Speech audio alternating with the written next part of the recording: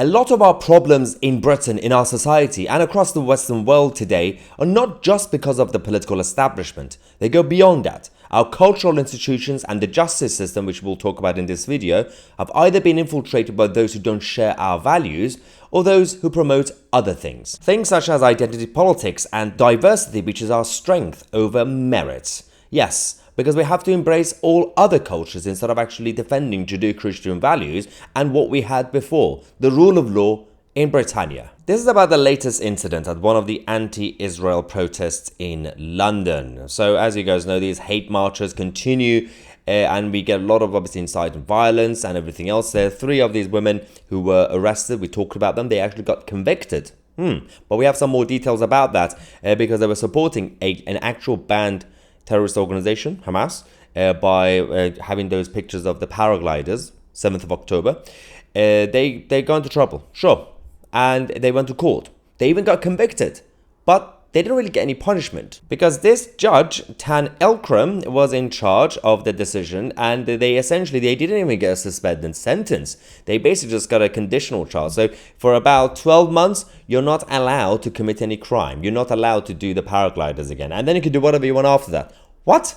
That's literally what they said. But the story gets more interesting because, as we said at the beginning of the video, this is about the actual institutions, the individuals that we've allowed to be entered into these institutions, including this judge, Elkram, who actually we found some information about what he might believe, what his views could be. Yes, a bit of digging. This is his LinkedIn profile picture, Tanwir Elkram, CBE. Got CBE, yeah, Deputy Lieutenant, Berkshire, Deputy Senior District Judge, obviously part of this court case, and Commissioner Judicial Appointments Commission. So what has he done actually? Well, it's all about what sort of stuff he shares and likes on social media.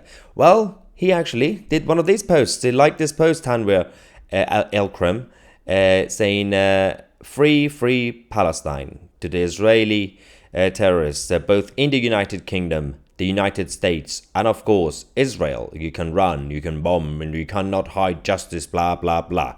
And Tanwir Elkram liked it. Now, are we really surprised that this man decided not to give a proper punishment and sentence to these guys?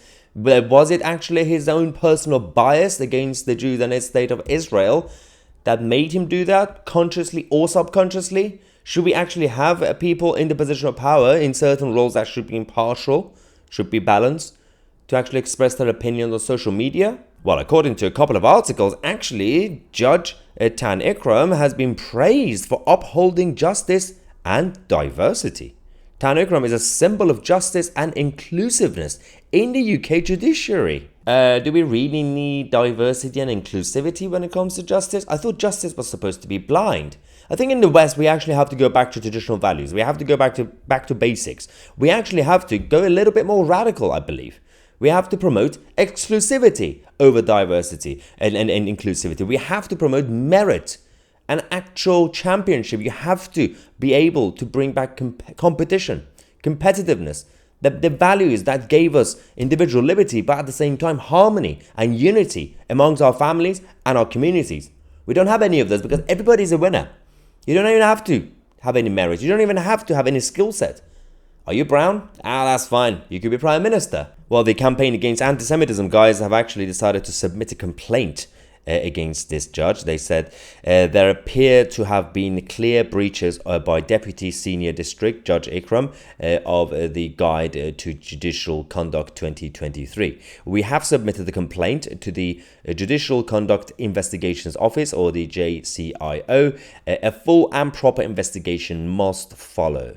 We note comments attributed to the JCIO that they do not intend to investigate this matter. That would be a serious allegation of duty in itself, which we would ask the Judicial Appointments and Conducts Ombudsman to actually investigate. Well, it's not really rocket science, is it? So we have everything that's basically being decided based on political decisions, even from institutions and entities that are not supposed to be political. But then when you want to investigate them, they're also being judged by those who are political. And then you want to do an appeal, still judged by those who are political. Everything is tribal, everybody has their own agenda, and we don't know where to go to complain these days anymore. This is the whole point. If you're not safe with the police, if you're not safe with the courts and judges, if you're not safe with your political representatives, how do you actually get what you want if what you want is actually fair and just?